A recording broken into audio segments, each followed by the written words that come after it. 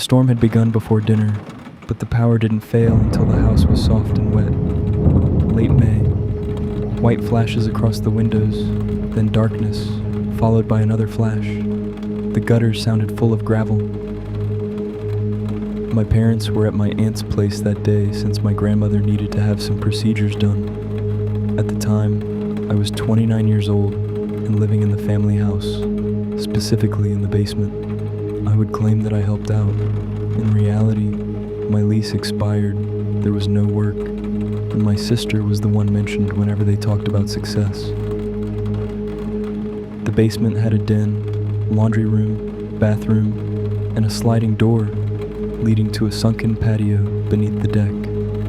I had a desk next to the old treadmill and spent most days making my life seem temporary.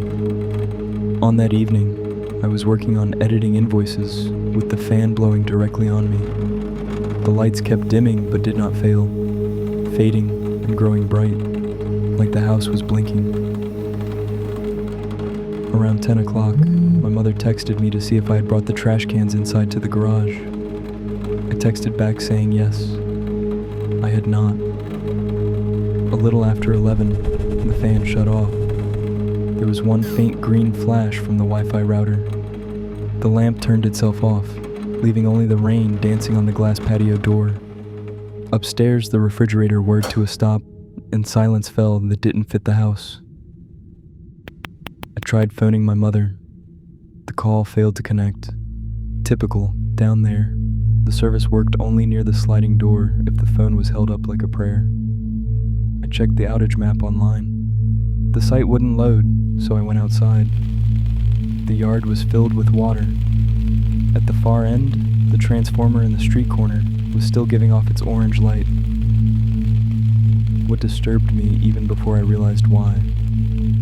If the entire street was out, it should have been darker in the yard. I went upstairs. Across the road, the Keller's porch lights were on.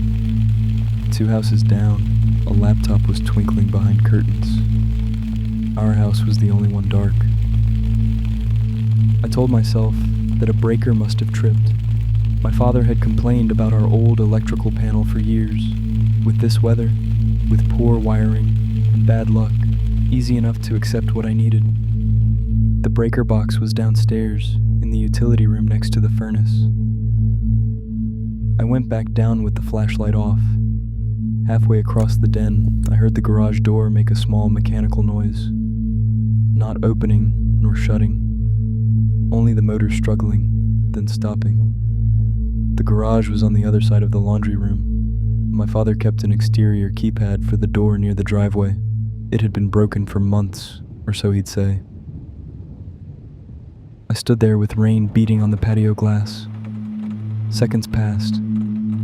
Then, there was a soft mechanical sound. I switched off my flashlight. The room became pitch black. Only the sliding door was visible, faintly shining through raindrops. There was a notification on my cell phone, not a text, but battery low message. A soft scraping sound came from the laundry room. I thought about the bins, my mother texting to ask, me lying. There was another small mechanical noise from the garage door, followed by a human cough. Close, but not upstairs, and not outside. In the garage, I pressed my back into the wall. Perhaps a neighbor had come to check the house. Maybe a tree had fallen. Perhaps there was yet a normal night. Then the door connecting the garage to the laundry room cracked open. A thin black line sliced into the room. I could smell rainwater and gasoline. Phone light swept across the washer, the laundry bin, the floor, not like someone searching for a light switch, low and cautious.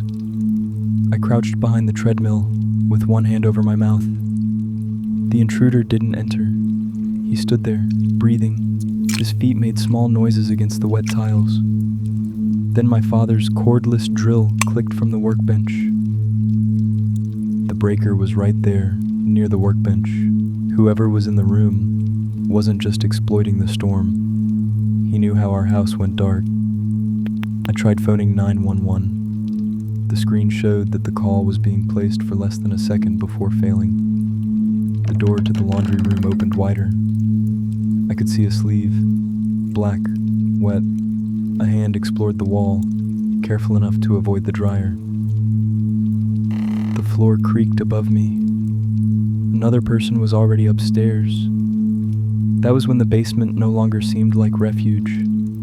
The lowest part of a house with only one set of stairs and only one sliding door, which swelled during the summer and stuck. For a few seconds, the house held him in place. The stairs above, the garage behind, the flooded patio waiting in the dark. I waited until the man in the laundry room turned back toward the garage. Perhaps he heard the other one. Maybe he assumed I was asleep. Or perhaps he was waiting. When the storm started shaking the deck, I got up.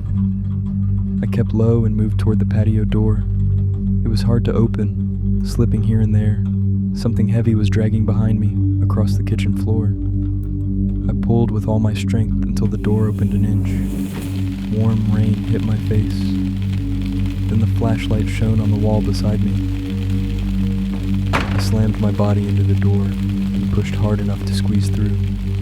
The patio was flooded to my ankles.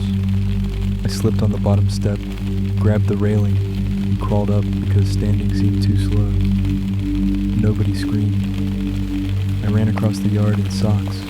The phone gained service under the Keller's porch light. I called 911 from the curb while their sprinkler system clicked futilely in the rain. The police arrived to find the garage door raised 1 foot off its hinges. The interior door had been unlocked using a key. The breaker was manually turned off.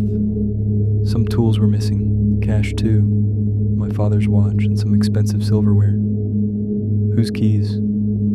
Family members, our neighbors, some contractors we hired 2 summers ago, maybe even more. No one could know it exactly. My parents arrived, tired and quiet.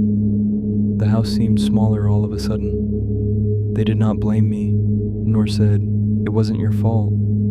My mom kept looking at the empty drawers in the kitchen, while my dad changed all the locks without saying a word.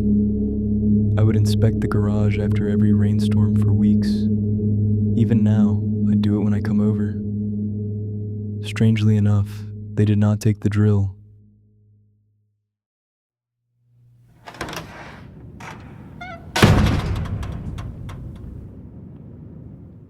Like, share.